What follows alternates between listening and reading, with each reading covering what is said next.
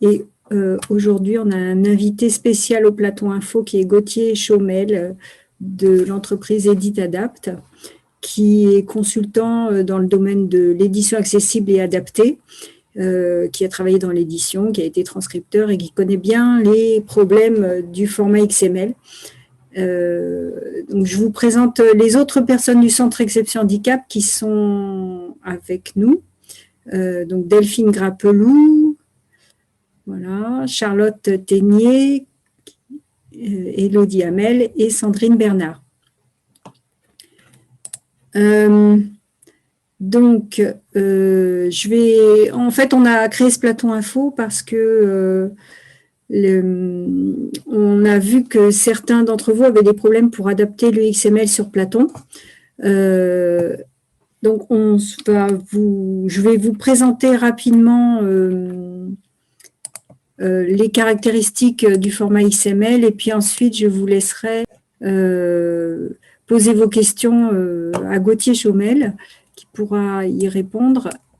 Et donc, le but, c'est pas de vous former là en un quart d'heure sur le format XML et sur son adaptation, mais c'est plutôt de vous donner des pistes pour ensuite voir ce que vous pouvez faire avec ce format ou ne pas faire.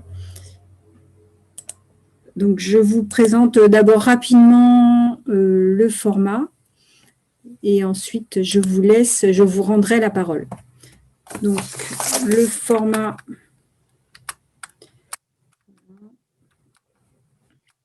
Donc, le format XML, ça veut dire définition, voilà. Ça veut dire Extended Markup Language, donc langage de balisage extensible. C'est un langage qui permet de structurer et organiser les données à l'aide de balises, comme l'HTML, mais il est extensible. Ça veut dire que ça permet de définir les balises que l'on souhaite utiliser. Elles ne sont pas fixées une fois pour toutes, à la différence de l'HTML. Et donc la version 1.0 a été créée en 1998 par le W3C, le World Wide Web Consortium, qui est un organisme de standardisation qui fixe les normes pour le web, des recommandations pour le web. Donc, un document XML se présente de cette façon. Il y a une première ligne avec une déclaration disant qu'il s'agit de XML version 1.0 et ensuite des balises donc, qui sont reconnaissables au chevron ici, qui sont imbriquées les unes dans les autres. Et chaque balise ouvrante et fermante définissent des éléments. Et donc, on distingue le contenu textuel dans un fichier XML qui est en gras du balisage qui est ici en chevron. Et donc, l'ensemble des balises utilisées dans le format XML n'est pas fixé. C'est un langage souple. Et donc, chacun peut définir ses balises, ajouter des nouvelles balises, et c'est pour ça que c'est un langage qui est dit extensible. Mais l'inconvénient, c'est qu'en général, il faut avoir un document qui définit les règles de gestion des balises à l'intérieur du fichier et qui s'appelle une DTD. Donc, Document Type Definition, donc définition du type de document. C'est un peu abstrait comme ça, mais c'est un document qui définit l'architecture, l'imbrication, les attributs des balises, les règles de gestion. Donc, une balise peut être contenue dans telle ou telle balise, elle peut contenir telle ou telle balise. Les noms de chacun des éléments, là, comme vous l'avez vu sur le document précédent. Les noms, donc, si on veut, un balisage auteur, titre, référence bibliographique, etc. On va définir tout ça. Et donc, avoir une DTD, ça permet de formaliser le squelette de n'importe quel fichier XML. Et dans le monde de l'édition, chaque éditeur, en gros, a sa DTD.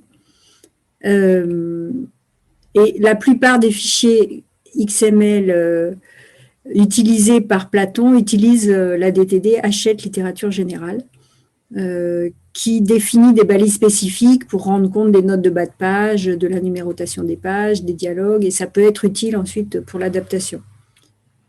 Et dans un document XML, les documents sont structurés en arborescence.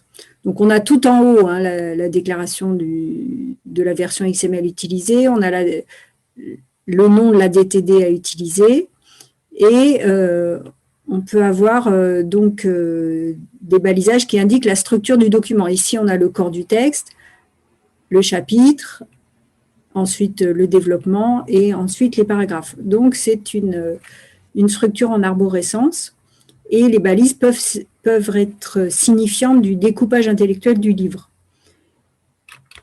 Et à la différence de l'HTML, le fichier XML sépare la structure des données de leur présentation graphique, on va dire.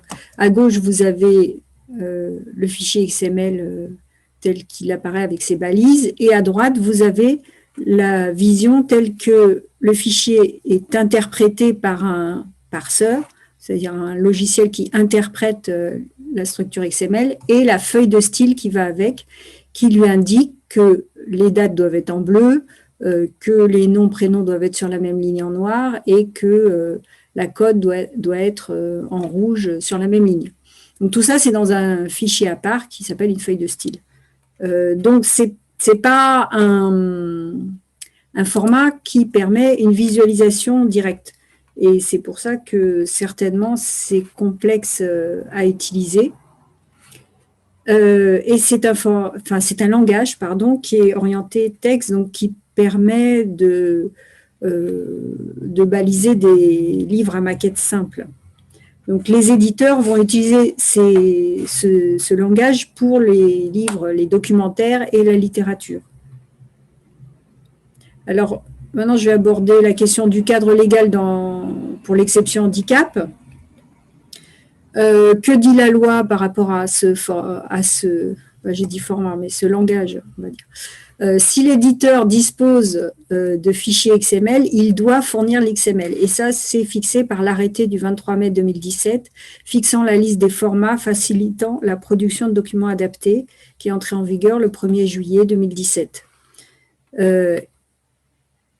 Et pour les éditeurs, c'est vrai que l'XML, c'est un format racine à partir duquel il peut faire beaucoup de choses, de la PAO, il peut créer un EPUB, il peut publier sur le web, on peut en faire un format DAISY, donc adapté, il peut être archivé, donc c'est un format qui n'est pas fait pour être utilisé tout de suite. C'est un format d'échange et un format de stockage. Donc et si l'éditeur, donc la loi de 2017, le décret plutôt sur les formats, dit que si l'éditeur ne dispose pas du format XML, il dépose l'un des formats suivants. Donc vous avez la liste ici, en gros du traitement de texte du PDF. Voilà. Alors, un organisme peut refuser le XML pour certaines raisons, donc s'il y a une mauvaise structuration, c'est-à-dire si c'est un XML qui est structuré à la page, s'il est livré sans DTD, s'il est inexploitable, mais l'éditeur n'est pas tenu de livrer un autre format que le XML, s'il a l'XML. Et donc, ça pose des problèmes à certains organismes agréés qui ne peuvent pas traiter le format XML parce qu'ils ne sont pas outillés, ils n'ont pas les méthodes. Et à ce moment-là, il demande un autre format par Platon à l'éditeur, mais qui n'est absolument pas tenu de fournir ce format. Donc, il y a une impasse là pour certains organismes. Donc, pourquoi la loi a privilégié l'XML en 2017? C'est que c'est un format qui est structuré, donc il permet des adaptations de meilleure qualité, et il permet aussi d'automatiser les adaptations. Ça, c'est comme le dit Alex Bernier en 2014. Vous retrouverez son intervention sur le web. Je vous donnerai le PowerPoint après.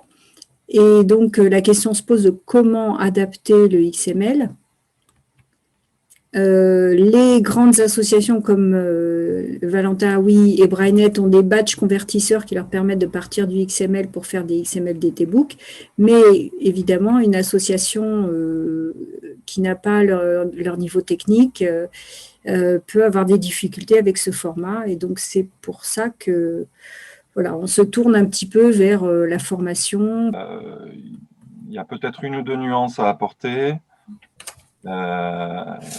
D'abord, aujourd'hui, la majorité des éditeurs produisent le fichier XML a posteriori. D'accord.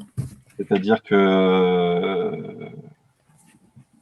ils produisent le travail d'édition se fait avec des logiciels de traitement de texte, essentiellement Word. Hein. Ensuite, il y a une maquette qui est faite par InDesign. Et ensuite, ils extraient un PDF qui est envoyé à l'imprimeur et envoyé à des prestataires qui, eux, recréent un document XML à partir de ce document PDF.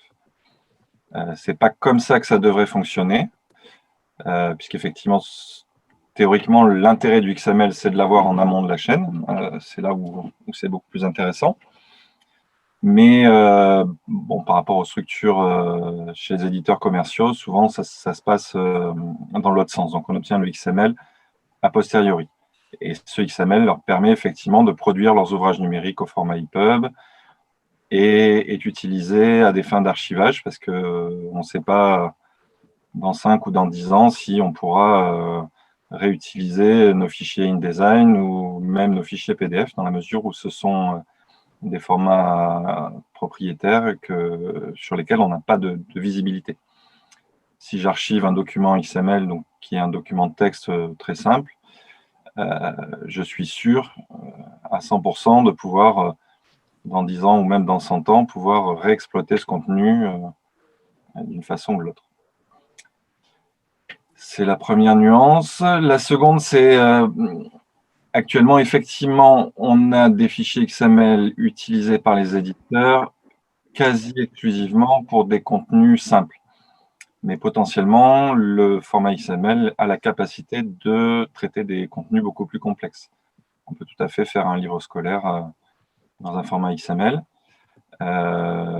Si ça ne se fait pas aujourd'hui, c'est essentiellement pour des questions de coût et c'est relatif à cette organisation des éditeurs qui conservent toujours le travail maquette visuelle en premier, en amont, parce que ce sont des habitudes de travail, c'est ce qui est enseigné dans les formations d'éditeurs ou d'art graphique même. Voilà. Mais potentiellement, c'est tout à fait possible. Ça se fait même de certaines façons dans des universités, essentiellement aux États-Unis. C'est tout à fait possible, mais ça impliquerait du côté des éditeurs que le document soit validé, le contenu soit validé en amont et soit créé, généré avec un autre logiciel qu'un traitement de texte comme Word, par exemple. Voilà. Du coup, bon, comme on n'a pas beaucoup de temps, je pense qu'effectivement, le mieux, c'est si quelqu'un a des questions précises. Une question précise?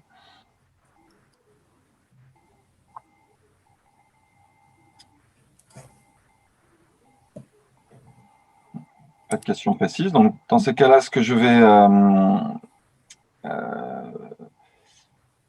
faire, c'est que donc aujourd'hui, pour traiter un fichier XML pour une adaptation, en gros caractères, en livre numérique ou en braille, on n'a effectivement pas une solution efficace dans tous les cas. Alors, c'est moi qui vais partager mon écran cette fois-ci. Mais on a quand même des... C'est bon, vous voyez mon écran là? Oui. Donc on a quand même des petites choses qu'on peut faire. La première chose, là j'ai pris 3 documents XML qui sont dans 3 grammaires différentes et que j'ai ouvert tout simplement avec Notepad, ou bloc-notes plutôt, puisque je suis sur Windows. Donc le premier, c'est un XML LG correspondant à la norme Hachette. Malheureusement, là, c'est pas indiqué. Ça devrait effectivement, ici, je devrais avoir une ligne qui m'indique que c'est un document correspondant à Hachette littérature générale. Mais ici, je trouve donc la balise livre composée par EditAdapt. C'est un exemple que c'est moi qui ai créé. Ici, j'ai une balise d'identification, une balise d'auteur, donc dans laquelle j'ai mis mon nom, une balise de titre. Chez Hachette LG, elle s'appelle TIT. Une balise identifiant l'éditeur, edit, une balise identifiant le sous-titre. J'ai fini mon identification, je commence le corps du texte. Là, j'ai à nouveau le titre, mais ce coup-ci dans le corps du texte. Tout ce qui est au-dessus sont des métadonnées de l'identification. Et puis, ici, j'ai une balise qui reprend la pagination originale et puis des paragraphes. Donc, ce document-là, effectivement, aujourd'hui, si j'ai un tel document qui arrive, pour le traiter, la seule option, on va dire, sans faire de développement informatique, sans avoir d'outils spécifiques, ça va être de l'importer en utilisant InDesign. InDesign permet de récupérer ces livres au format XML et puis ensuite de faire correspondre des styles à chaque balise. Ça demande des compétences d'utilisation d'InDesign. Et puis, à l'usage, on se rend compte que InDesign est une façon de gérer les documents XML qui n'est pas toujours idéale. Par exemple, pour récupérer le foliotage, la pagination, je ne pourrais pas le faire sans avoir modifié au préalable ce format XML. Donc ça, on a des outils qui existent, des petites feuilles de transformation qu'on peut ajouter à InDesign qui nous permettent quand même, avec un livre de littérature générale, de faire une adaptation dans n'importe quel format en une dizaine de minutes, 10-20 minutes, quelque chose comme ça. Ça, c'est le premier cas, c'est ceux qui sont distribués sur Platon par les éditeurs. Le deuxième cas, c'est des formats XML à la norme DTBook. Donc cette fois-ci, mon document est correct. J'ai bien ici la mention du document de définition, la DTD, que mentionnait Véronique. Donc le format DTBook, c'est le format, ça signifie Digital Talking Book, livre audio, livre parlé numérique. C'est ce qui est la base des formats DAISY, mais qui ne sert pas uniquement à produire des formats DAISY. Je retrouve des balises là. Donc ici, j'ai la balise book qui correspondrait à la balise core que j'avais tout à l'heure dans mon XMLLG. Hop. Je l'avais ouvert ici. Voilà. Les ouvrages ne sont pas les mêmes, hein, alors ça ne correspond pas. Mais ici, quand j'ai écrit core et ici, quand j'ai écrit book, c'est la même chose, c'est le début du contenu. Et puis, j'ai des niveaux 1, level 1, j'ai des H1. Donc là, H1, ça signifie titre de niveau 1. Ça correspond ici à mon titre. Donc, je peux trouver des correspondances. Ces ouvrages au format DTBook, je peux les trouver sur Platon dans le catalogue, reversé en général par Brainet, mais ça peut être aussi reversé par le GI2A et j'imagine par l'AVH. Du moment où j'obtiens un format qui est DTBook, donc qui a cette ligne-là, DTBook public, je peux utiliser les outils du consortium DAISY pour le transformer. Et je vais pouvoir soit en faire un livre audio, soit en faire un livre EPUB, soit revenir sur un format que je sais exploiter, donc un format de traitement de texte, un format RTF ou un format ODT, par exemple.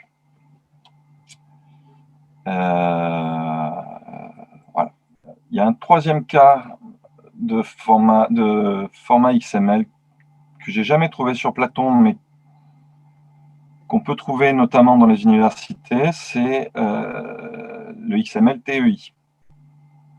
TEI, Text Encoding Initiative, qui est utilisé par les universités et qu'on trouve donc chez tous les éditeurs universitaires. Je pense qu'on n'a pas ce type de fichier sur Platon, mais potentiellement, une bibliothèque universitaire peut très bien demander à son service d'édition l'accès à ces fichiers si ce qu'ils veulent, c'est adapter des livres qui sont faits dans leurs universités. Voilà, les trois différences de fichiers XML que je voulais vous montrer.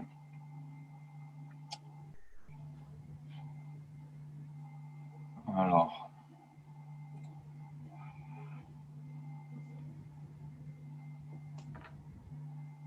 pour le cas du DTBook, on a les outils. Ils ne sont pas en français, ils sont en anglais. Il y a de la documentation en anglais, mais ça reste quelque chose d'assez simple. En formation, l'utilisation du Daisy Pipeline, on le voit sur une demi-journée, c'est 3 heures et ça nous permet de tester tout un tas de documents, d'en avoir qui réussissent, d'en avoir qui ratent, de pouvoir comprendre pourquoi est-ce qu'on a des erreurs, ce genre de choses. Le traitement des fichiers TEI, je ne m'y attarde pas parce que ça dépend des universités, mais il existe un certain nombre d'outils sous des licences libres qui sont disponibles sur Internet qui permettent de les traiter et d'obtenir en sortie un peu tout type de documents. Le troisième, pour ce qui est de la littérature générale de chez Hachette, c'est une formation sur InDesign.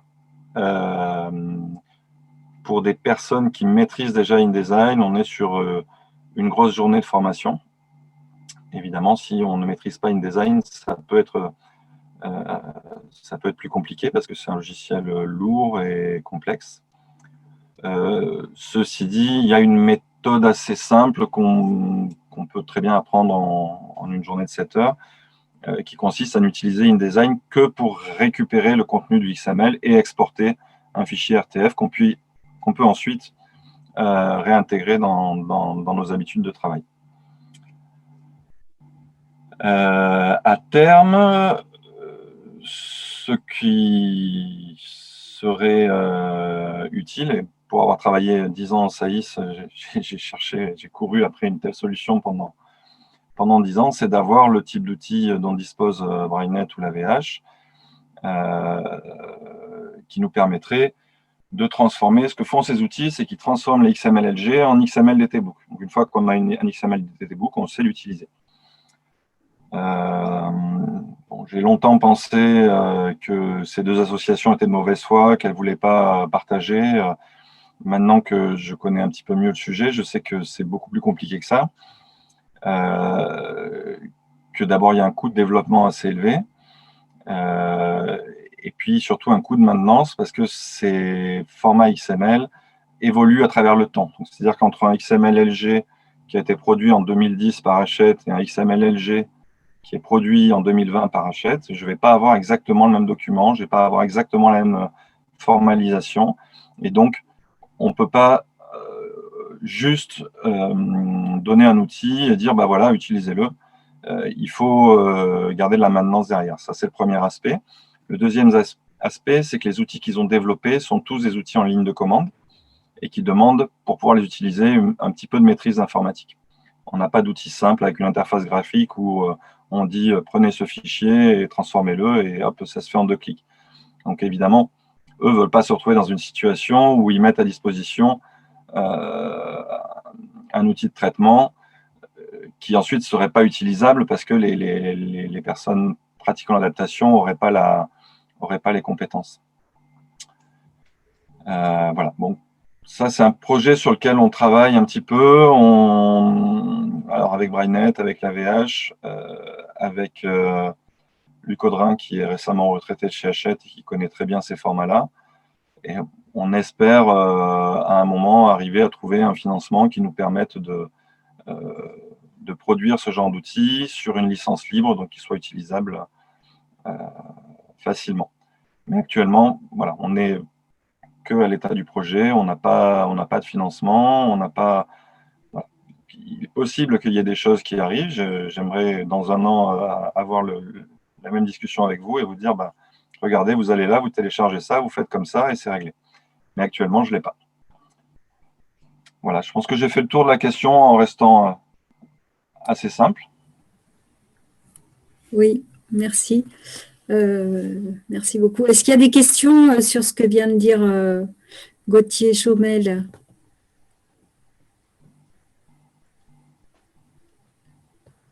Moi, je me demandais si on pouvait importer du XML dans du Word, puisque maintenant c'est du DocX, donc Word devrait pouvoir lire les formats XML. Mais je me trompe peut-être. J'ai essayé, hein, j'ai récupéré du texte, mais je ne sais pas si c'est utilisable pour l'adaptation. Alors, les formats DocX, effectivement, sont des formats XML.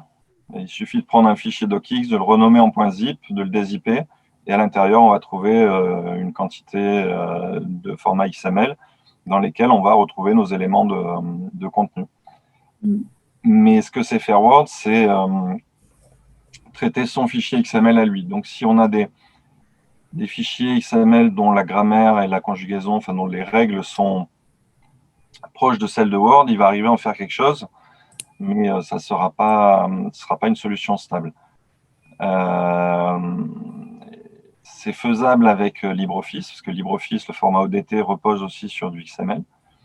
Et la particularité, c'est que LibreOffice, on peut ajouter des modules, et donc il y a des modules qui permettent de traiter le XML, mais on n'a aucun module qui correspond à littérature générale Hachette, par exemple. Ah oui. On a une petite complexité aussi, c'est le droit d'auteur, parce que les fameuses DTD d'Hachette, par exemple, sont sous droit d'auteur. Et ensuite, c'est l'auteur, donc en l'occurrence Hachette, qui décide de la rendre publique ou pas, ce qui n'est pas le cas chez Hachette. Ce qui veut dire qu'aujourd'hui, j'ai la possibilité sur Platon de récupérer les DTD d'un certain nombre d'éditeurs, et je n'ai pas le droit de les diffuser, évidemment. Et du coup, il faut avoir accès à ces DTD pour pouvoir créer les outils. Et du coup, comme on est sur quelque chose qui est entre guillemets peu utilisé au niveau mondial, puisque c'est utilisé uniquement par Hachette, contrairement au DTBook qui est utilisé par toutes les structures qui produisent du DAISY, du coup, on n'a pas de développement spécifique qui sont faits et les éditeurs conservent ça comme un secret industriel, ce qui est tout à fait entendable. Oui. Merci. Il y a une question d'Elisabeth de Molombe, pour vous deux, je pense. Alors, je serais très intéressée par la formation que vous avez évoquée pour mieux maîtriser les outils pipeline du consortium DAISY. Est-ce que je peux vous contacter? Donc, ça doit s'adresser à M. Gauthier Chaumel, je pense, ou même Véronique, je ne sais pas. Est-ce que cela pourrait être une formation organisée par la BNF? Alors moi, je peux répondre à la première partie de la question. Oui, vous pouvez me contacter. Vous trouverez en cherchant mon nom ou EditAdapt sur Internet le site web et toutes mes références. Donc, n'hésitez pas. Si vous ne trouvez pas, faites un message à Véronique qui me fera suivre. Je le mettrai à la fin du PowerPoint, effectivement. Et organisé par la BNF, je pense que ça alourdirait les procédures. Sincèrement, donc je pense qu'il vaut mieux. Enfin, on peut rerouter vers l'adresse de Gauthier Chaumel, mais il vaut mieux. Enfin voilà, je pense que la structure de la BNF est un peu complexe au niveau administratif et ça alourdirait les choses. Pour les bibliothèques, il y a déjà Alors, à part du XML, hein, il y a une formation proposée par Gauthier Chaumel et une autre personne par le CFR. CFCB Bretagne. Merci. Voilà. Mais uniquement pour les bibliothèques. Voilà, j'ai mis l'annonce sur Bibliothèque accessible. Et qui est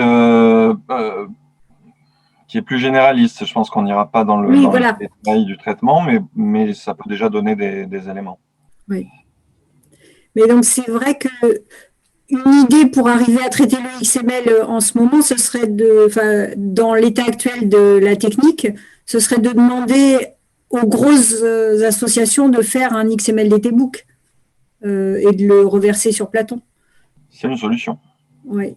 Bon, en fait, c'est déjà presque le cas parce que je pense que la majorité, en tout cas des ouvrages récents qui sortent en format XML, ce que fait Brainet ou ce que fait l'AVH, c'est que quand ils font leur demande Platon, comme eux, ils ont une politique d'acquisition qui leur est personnelle, contrairement au TAIS où on a une politique d'acquisition qui dépend des enseignants et des élèves.